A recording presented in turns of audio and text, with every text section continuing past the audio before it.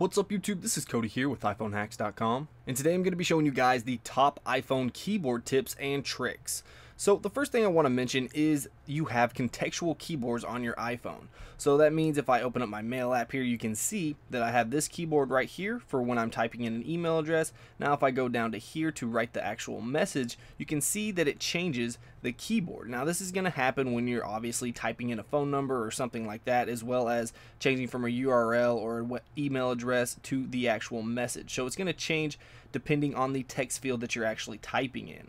Now the next thing I want to show you is actually enabling emoji. So if you use emoticons a lot, then it might be to your benefit to actually enable this. And you can do this pretty simply. So all you need to do is go into your settings, and we're going to go down to general, and then scroll down here to keyboard, and then tap on your keyboards, and then add a new keyboard. Once you do that, you can scroll down here to emoji, and now it's added to your keyboards. Now, if you wanted to actually use emoji, whoops, wrong button. Let's go into the mail here, and you can just tap on this globe icon. And you can also tap and hold on the globe icon, and it's going to show all of the keyboards that you have available that you've added. So I can just switch back to English right there. You can either tap it if you only have two, or you can tap and hold if you have multiple keyboards. Also with your keyboard you can add shortcuts. So if you're used to using a lot of different like BRB or TTYL for be right back or talk to you later, then you can actually add these to your shortcuts, and then you can make it type out the entire phrase when you type BRB. So to do that, all you need to do is go into your settings here, and again we'll just start from the beginning here, and you're going to go into general, and then you're going to go down to keyboard. And here are your shortcuts. So right here I only have one. It's OMW, which means I'm on my way. So you can just tap on this to add a new shortcut. And whatever you want the phrase to be, you can type right here. So if we just wanted it to be right back, and then the shortcut is going to be BRB. So we'll save that. And now we're going to go into our keyboards here. Let's just go back into the mail, and we'll type BRB. And if we type a space, it's going to change it to be right back. So you can use this for multiple different things. You can even use it for emoji. So if you type something like a smiley face like that, it's going to automatically change it to emoji, which is the keyboard that we just added. And the really cool thing about shortcuts is that iCloud syncs your text shortcuts across iOS devices. And starting with Mavericks, it'll sync to your Mac as well. And one thing that's helpful but sometimes annoying is that autocorrect and auto capitalization and all that good stuff. Now, if you want to turn this off, all you need to do is go into your settings here, general, back into keyboard, and you can see right here, you can turn off auto capitalization, auto correction, check spelling, enable caps lock, and this shortcut. Now, a cool thing about this shortcut is actually it's called the period shortcut. And what this does, I'll show you right here. If I go into my mail app again, and we'll delete this stuff. Actually, we'll leave this. And what you're gonna do is hit the space twice. So if you hit space twice, it's actually going to put a period and a space. So it's basically just a shortcut to hit the period and then make a space to start the next sentence.